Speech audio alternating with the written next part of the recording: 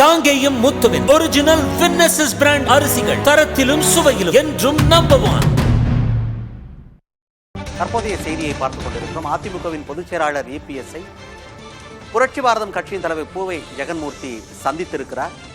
இது குறித்த அண்மை செய்தியை பார்த்துக் கொண்டிருக்கிறோம்.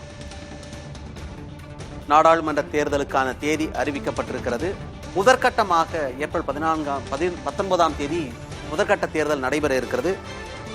அந்த முதற்கட்ட தேர்தலை சந்திக்க இருக்கிறது தமிழ்நாடு. இந்த நிலையில் தமிழகத்தில் இருக்கும் அனைத்து கட்சிகளும் தேர்தல் பணிகளில் தீவிரம் காட்டி வருகின்றன. இந்த நிலையில் அதிமுகவின் பொதுச் செயலாளர் EPS-ஐ புரட்சி பாரதம் கட்சியின் தலைவர் பூவை ஜெகன்மூர்த்தி சந்தித்து பேச்சுவார்த்தை நடத்தியிருக்கிறார் என்கிற தகவல் கிட்டியிருக்கிறது. அண்மை செய்தியை பார்த்துக் கொண்டிருக்கிறோம். ஒட்டுமொத்தமாக ஏப்ரல் 19 தொடங்கி ஜூன் மாதம் 1ஆம் தேதி வரையிலான காலகட்டத்தில் 7 கட்டமாக நாடாளுமன்ற தேர்தல் நடைபெறவிருக்கிறது.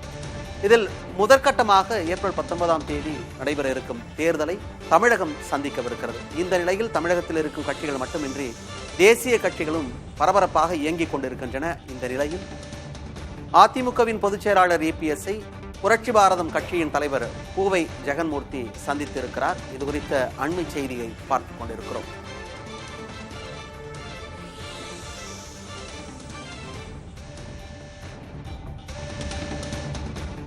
கூடுதல் விவரங்களோடு செய்தியாளர் ஸ்டாலின் இணைந்திருக்கிறார். ஸ்டாலின், பூவை ஜெகன்மூர்த்தி அதிமுகவின் பொதுச் செயலாளர் சந்தித்திருப்பதாக தகவல் கொடுத்திருக்கிறீங்க. அது சம்பந்தமான காட்சிகளை நம்ம பார்த்துக்கிறோம்.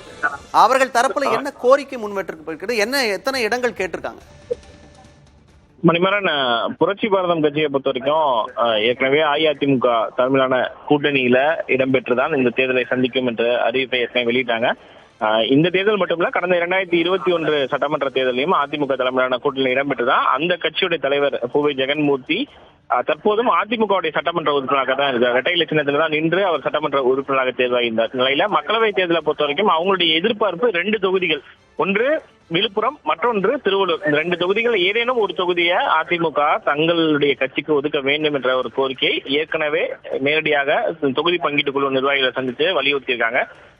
அதிமுகவை பொறுத்த வரைக்கும் தற்போது கூட்டணி சார்ந்த விஷயங்கள்ல பாமக இடம்பெறாத நிலையில மீதம் இருக்கக்கூடிய கட்சிகளை பொறுத்த வரைக்கும் தேசிய முற்போக்கு திராவிட கழகம், புதிய தமிழகம், புரட்சி பாரதம், அகில இந்திய ஃபார்வர்ட் பிளாக் உள்ளிட்ட கட்சிகள் தான் இருக்கு. அதனால இந்த தேர்தலை பொறுத்த வரைக்கும் கிட்டத்தட்ட 30க்கும் மேற்பட்ட தொகுதிகளில் அதிமுக போட்டியிடக்கூடிய ஒரு சூழல் என்பது ஏற்பட்டிருக்கு. அதனால புரட்சி பாரதம் கட்சிக்கு ஒருவேளை தொகுதிகள் ஒதுக்கும் பட்சத்தில் கூட அவர்களும் இரட்டை இலை சின்னத்துல போட்டியிடுவதற்கான வாய்ப்புகள் இருக்கு. விழுப்புரம் அல்லது திருவள்ளூர், இந்த 2 தொகுதியில் ஏதேனும் ஒரு தொகுதியை ஒதுக்க வேண்டும் என்ற ஒரு கோரிக்கை ஏற்கனவே வைக்கப்பட்ட நிலையில என்ன முடிவுகளை அதிமுக எடுக்க போகிறது என்ற பொறுத்துதான் பார்க்கணும். நாளைக்கு அனைத்து கட்சிகள் இந்த கூட்டணி சார்ந்த விஷயங்கள் ஏற்கனவே பேச்சுவார்த்தை நடத்தக்கூடிய அந்த கட்சிகள்ல நாளைக்கு தொகுதி உடன்படிக்கை கையெழுத்தாக இருக்கிறது. நாளை காலை தேமுதிக, புதிய தமிழகம், புரட்சி பாரதம் உள்ளிட்ட கட்சிகளை நேரடியா சந்திச்சு அதிமுக அந்த தொகுதி பங்கீட்டு உடன்படிக்கையில கையெழுத்திட இருக்காங்க.